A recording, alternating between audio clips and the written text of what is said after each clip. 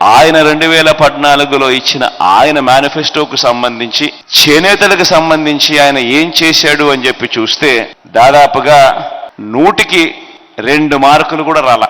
అంటే 98% ఎగరగొట్టిన పరిస్థితులే కనిపిస్తా ఉన్నాయి. ఇది చంద్రబాబు నాయుడు గారి ట్రాక్ రికార్డ్. ఆయన చెప్పిన హామీలు ఒకసారి గమనిస్తా పోతా ఉంటే చేనేత సహకార సంఘాలకు భవనాలకు ఆస్తి పన్ను నుంచి మినహాయింపు 0, చేనేత కార్మికుల గుర్తింపు కార్డులు ఇంతకు ముందే ఇస్తా ఉన్నారు, అది కూడా పెద్ద చేసింది లేదు. జరీపై విధించిన వ్యాట్ రద్దు, అది లేదు. ఒక్కొక్క చేనేత కుటుంబానికి 1,00,000 మేరకు సంస్థాగత రుణ సౌకర్యం, అది లేదు. చేనేత కార్మికులకు 1000 కోట్లతో ప్రత్యేక నిధి మరియు బడ్జెట్లో ప్రతి సంవత్సరం 1000 కోట్ల రూపాయలు కేటాయిస్తాం, అది లేదు. రాష్ట్ర వ్యాప్తంగా నేత బజార్లు ఏర్పాటు చేస్తాం, అది లేదు. ఉచిత ఆరోగ్య బీమా కల్పిస్తాం, వీవర్ వృద్ధాప్య పెన్షన్ నెలకు 1000కి పెంచుతాం, అది అంతంత మాత్రమే. చేనేత సహకార సంస్థను పటిష్టం చేసి మరియు సరుకుల సరఫరా, మార్కెటింగ్ సౌకర్యాలు, జిల్లా డివిజన్ కేంద్రాలు అభివృద్ధి చేస్తాం. అంతర్జాతీయ స్థాయిలో మార్కెటింగ్ చేయడానికి ప్రయత్నం చేస్తాం. బకాయిలు పెట్టినాడు, మిగతా కథ దేవుడెరుగు.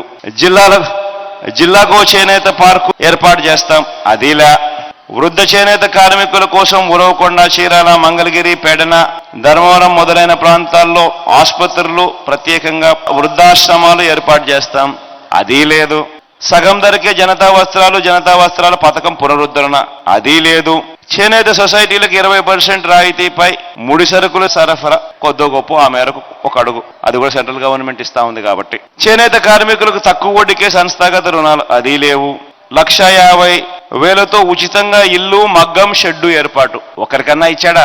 ఒకరికన్నా ఒక ఇల్లన్నా, ఒక సెంట్ స్థలమన్నా? తీరా మనం 54,000 మందికి మనం ఇల్లు ఇస్తే దాన్ని పోయి కులాల సమతుల్యం దెబ్బతింటుందని చెప్పి ఏకంగా కోర్టులలో కేసులు వేసి దాన్ని అడ్డుకున్నారు. ఇలా నేను చెప్పుకుంటూ పోతే ఒకసారి గమనించమని అడుగుతా ఉన్నా. ఈ మాదిరిగా ప్రతిదీ ఇంటూ 98% ఇంటూ ఒక 2% ఒక 2 కాడ టిక్కులు కనపడతాయి. ఇంత దారుణంగా మోసం చేసిన వ్యక్తి, ఇంత దారుణంగా అన్యాయం చేసిన వ్యక్తి మళ్ళీ ఈ రోజు ఎన్నికలు వచ్చేసరికి మళ్ళీ తాను మోసం చేయడానికి అడుగులు ముందుకు వేస్తా ఉన్నాడు.